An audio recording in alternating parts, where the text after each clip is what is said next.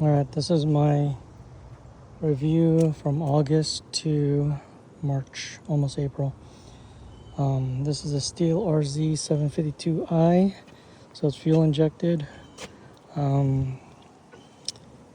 Couple things about it right off the bat, I'll just tell you is that this area here gets really dirty all the time, and in here is always getting full of something, so I'm always keeping it clear. Gets mud and leaves build up right there. And I am thinking that's the hydro fans. So anyways, just want to try and keep that area clean based on my experience. The seat is kind of a pain in the ass to open. Put this cover on here real quick. It's this thing here, and it's heavy, so one-handed is kind of awful. I did have an upgrade already right away when I got this. I went and got the bigger tires put on from the more expensive mower. They did have to change the adapter that pushes it out more, so this wheel and tire combo could fit. Otherwise, I can still run the factory ones, but I like the bigger tires just in case. This right here gets scratched really easily, so I had to paint that already. Bumped this already, so this gets scratched up pretty easily. Let's see what else. Obviously your oil dipsticks right here, you can check that. It's supposed to be 500 hours till first oil change, so we'll see how that goes. As far as mud is concerned, this thing kind of gets like a mud stain pretty badly. I haven't used soap on this thing, I just usually rinse it off. It's got very low hours because I have 3 other mowers, but so far it is as commercial as I need it to be. It keeps up with my full commercial mowers, and it's pretty strong. It's only really like bogged down maybe one time, but it was in wet grass. Feature I do like with it though is that it comes with lights right away built in. They're not very strong though at night, so you'll barely get away with cutting at night. You definitely need a brighter light, but at least it's got something. Each side has its own independent fuel indicator, which I do like. My other one doesn't, and it kind of sucks. But this one you have to toggle.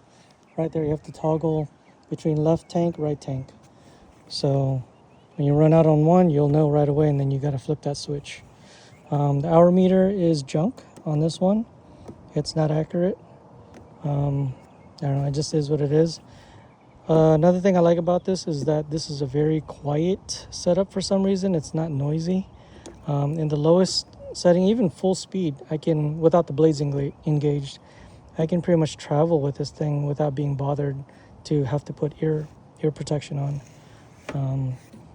The seat is really nice. It's not as cushy as my other mower because my other mower has a spring built in, but this has 4 shocks all the way around, so the ride is good. Just the seat isn't as great as one with suspension. What else? Starts right away, no problem. One thing you have to get used to is this brake system, which we found out it's nice versus having the foot one where you have to kick all the time. So this is less damage on your foot. This is magnetic, so that's nice, so you won't lose this pin. But it is different. You have to release this with a push of the pedal. Release this in order to drop the deck. So, and then it has to fall into this groove here, which is okay. It's not great, but it's not horrible either, so I don't mind it. The chute has a way of staying up, which is kind of nice.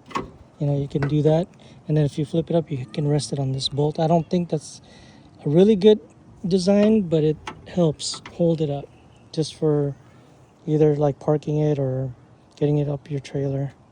But this fits on my 6x12 with it all the way down, which is awesome. I don't really have to mess with it if I don't want to.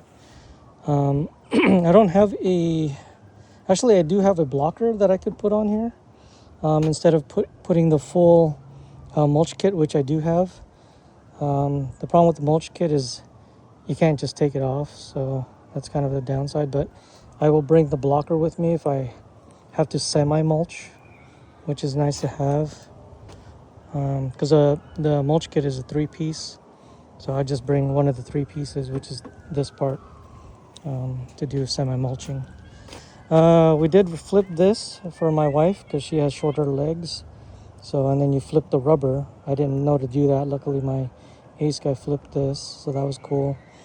I just wasn't thinking, but yeah, you could just flip this.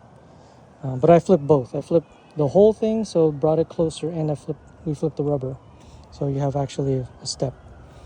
Yeah, I already got some rust forming there, really instantly. That kind of sucks, but it's partly my fault. But that just somehow hit my gate. I don't even know how. So I haven't had to adjust it at all. So hopefully I won't ever have to. So it's a nice floating deck design. We did have this adjusted though for my wife again. So there is a seat slide too. That's nice. I had a mistake. My pressure washer actually like kind of semi-tore this a little bit. And I didn't even hit it very hard. But the pressure washer kind of damaged that. Still can't find a seat cover for it. Nice to have 2 chargers. I haven't used those yet to see if they actually charge anything. Oh, that's where my magnet is. Nice. Oh, my glasses are crushed. Okay. Anyways, 2 cup holders. The roll bar is mini, which is nice. It doesn't have to be a big, heavy one. So I haven't really had to use it for anything. It's best to keep it down, actually. You kind of have like a little bit of a protection still above your head, so it's still a little high. Unlike my commercial one will fold from here, so there's really no head protection when I lower that one. This one gives you some kind, so you don't hit your head on the limb. These tires do get flat on me, so that's a downside. They have some kind of slow leak. I have some ones that don't get flat. They're like plastic off eBay. I'm about to put those on today, actually. I think that's what I'm going to do today. They're on my Toro right now, so my Toro's down, probably permanent for now. So I'll just take those wheels off and put them on there. There is an access panel right there. Never had to open that yet. I just take the hose and I squirt through here. But otherwise, I haven't had to do much. It's very reliable. Starts every time. Actually, it sat here for 2 weeks and it fired right up today. So I was really dreading that it was going to be dead, but I didn't even have a battery tender on it for those 2 weeks. So surprised it started, honestly. But otherwise, really good mower. I really like it. It's definitely fast. I might want to say it is as fast as my commercial one. I mean, they're within a mile per hour of each other, but this might be faster because it's lighter and smaller, or has a higher top speed. I don't know. It just feels faster, probably because it's quieter. But really nice mower. I'll probably try and take care of it more than the other ones, just because I like the way it looks. It's white, with orange. Kind of looks really nice. Definitely thankful for it, and I'll probably keep it as long as it lasts and keep the hours down on it. So only time really needed is for a couple gates, but otherwise it's a backup. It's just a strong backup.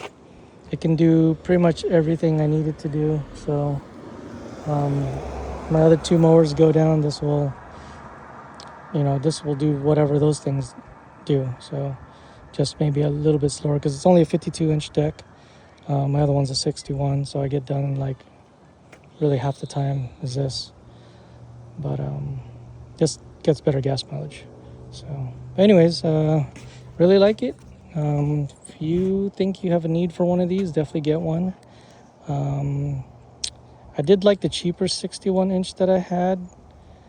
I probably would get another one of those and keep that for like daily, because it's a 61. It's faster and lighter, and technically this one's heavy, so I almost wish I would have kept that one now, thinking about it. But this one's more robust, and I I think this will last longer. That lower model, it was I forget what the number was, but it was RZ. Oh gosh, what was it? I don't know. It was the lower model. It wasn't anything in this higher 7 series. It was in the lower series, 5 series maybe. Anyways, it's a good mower. That 61, but this one's much better. Longevity's definitely going to be with this one. Anyways, hit me up with any questions you might have if I skipped anything. But I don't really have any issues with it other than I probably should get a chute blocker for it and put those tires that don't go flat on the front, the plastic ones. Hopefully it can handle the weight. I don't even know if it can, but it looks about the same size as that.